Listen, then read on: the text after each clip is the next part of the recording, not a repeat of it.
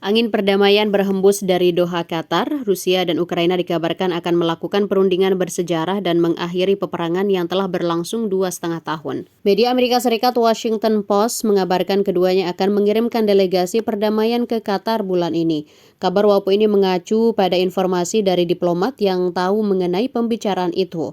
WAPO memberitakan bahwa Qatar bakal menjadi mediator perdamaian dan telah menemui 2 delegasi secara terpisah.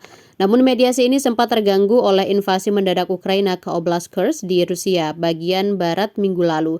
Kesepakatan yang mungkin terjadi dan rencana pertemuan puncak ini tidak dilaporkan sebelumnya. Jurnal menegaskan kembali bahwa Rusia telah menargetkan jaringan listrik Ukraina selama lebih dari setahun dengan banyak rudal jelajah dan pesawat nirawak yang menyebabkan kerusakan signifikan pada pembangkit listrik dan membuat seluruh negara mengalami pemadaman listrik bergilir. Kesediaan untuk terlibat dalam perundingan mengisyaratkan adanya perubahan bagi kedua negara, setidaknya untuk gencatan senjata terbatas.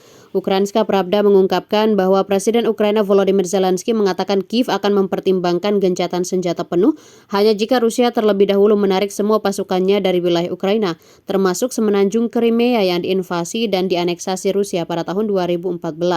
Vladimir Putin dan Rusia menuntut agar Ukraina terlebih dahulu menyerahkan 4 wilayah Ukraina, termasuk beberapa wilayah yang tidak diduduki pasukan Rusia yang telah dinyatakan Kremlin sebagai bagian dari Rusia. Seorang diplomat yang terlibat dalam perundingan tersebut mengatakan pejabat Rusia telah menunda pertemuan dengan pejabat Qatar setelah invasi Ukraina ke Rusia bagian barat. Ia menambahkan delegasi Moskow menyebut ini sebagai eskalasi dan mencatat bahwa Ukraina tidak memperingatkan Qatar tentang serangan lintas perbatasannya. Diplomat tersebut juga menekankan bahwa Rusia tidak menghentikan perundingan sepenuhnya. Mereka hanya mengatakan untuk memberi mereka waktu.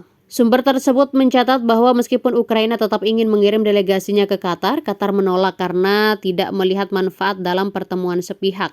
Diplomat tersebut yang mengetahui negosiasi itu mengatakan, Qatar telah membahas kesepakatan dengan Kiev dan Moskow mengenai moratorium penghancuran energi selama 2 bulan terakhir. Ia menambahkan kedua belah pihak telah sepakat untuk mengadakan pertemuan puncak di Doha dan hanya rincian kecil yang masih harus disepakati.